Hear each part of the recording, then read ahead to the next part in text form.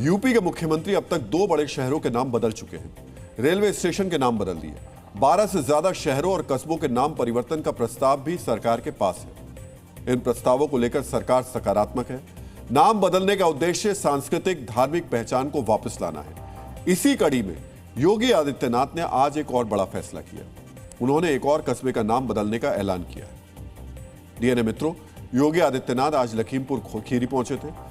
मुस्तफाबाद के कबीर धाम वो गए, वहां एक कार्यक्रम में शामिल हुए। जब वो मंच से बोल रहे थे तभी उन्होंने एक गांव का जिक्र किया। उन्होंने कहा कि जिस गांव में एक भी मुस्लिम नहीं रहता उसका नाम मुस्तफाबाद कैसे हो सकता है। इसके बाद मुख्यमंत्री ने वो ऐलान कर दिया जिसकी प्रतीक्षा गांव के लोग कई बरसों से कर रहे थे। हम आपको सुनाते हैं योगी ने मुस्तफाबाद का नया नामकरण क्या किया। मैंने इस गांव के बारे में पूछा, मुझे बताया गया गांव का नाम है मुस्तफाबाद। मैंने कहा कितनी मुस्लिम आबादी रहती है यहाँ पे? कहा एक भी नहीं, लेकिन नाम मुस्तफाबाद हो गया। हमने कहा भाई अब ये नाम बदलना चाहिए, मुस्तफाबाद ने कबीर धाम इसका नाम रख दो। योगी आदित्यनाथ इस निर्णय को अपने से आत्मीयता का उदाहरण बता रहे हैं। गांव के लोग कह रहे हैं ये योगी का उपकार है। जिस कबीर धाम के नाम पर मुस्तफाबाद का नामकरण हुआ है वो 70 साल पुराना है। इस गांव में पिछले 70 साल में काफी परिवर्तन हुआ।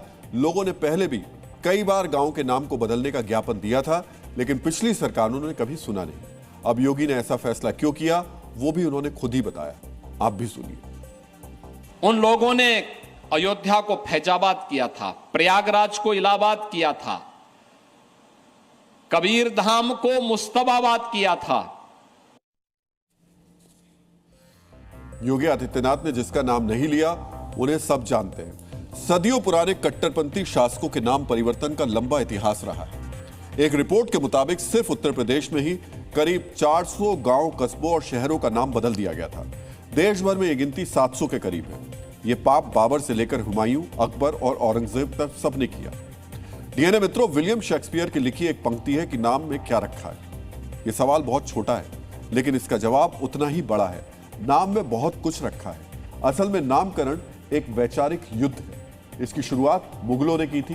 नाम परिवर्तन के जरिए मुगल शासकों ने सनातनी आत्मा पर लगातार चोट की। अपने विचारों के विस्तार के लिए गांव, कस्बों और शहरों के नाम बदले। यहां तक कि हिंदुओं के श्रद्धा स्थल तक के नाम बदल दिए गए थे। लेकिन अब योगी आदित्यनाथ भारतीय संस्कृति की पुनर्स्थापना के नाम पर नाम परिवर्तन कर रहे हैं। इसे आप नाम वापसी भी कह सकते हैं। डीएनए मित्रों, उत्तर प्रदेश में नाम परिवर्तन को लेकर मायावती और अखिलेश की लड़ाई चर्चित है।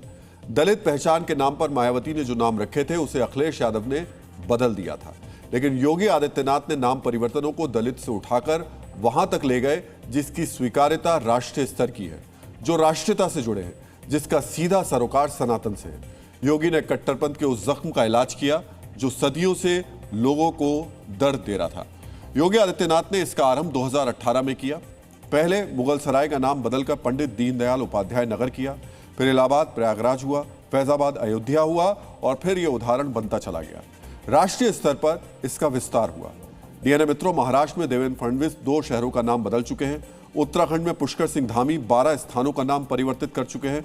मध्य प्रदेश में सीएम मोहन यादव ने 65 से ज्यादा ऐसे गांव जो इस्लामिक संदेश दे रहे थे उनका नाम बदल दिया। योगी आदित्यनाथ सरकार के पास 12 से अधिक शहरों और कस्बों के नाम बदलने के प्रस्ताव पहले से हैं।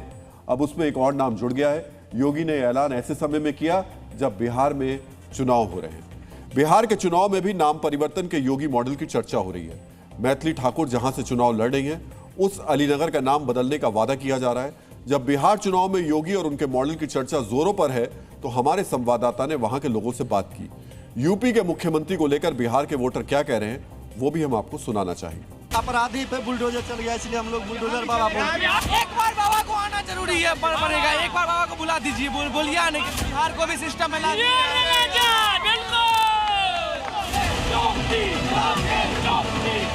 योगी बाबा को अलीनगर आना चाहिए। आधा घंटे के लिए उनको टाइम देना चाहिए प्रचार के लिए। बाबा का बहुत डिमांड अलीनगर में, जरूरत भी है। योगी की जरूरत है।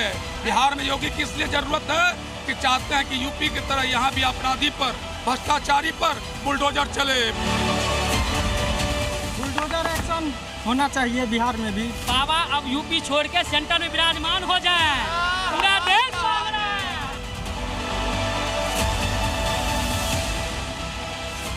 बिहार में ये लोकप्रियता है योगी आदित्यनाथ की। बिहार चुनाव में योगी के काम की चर्चा हो रही है।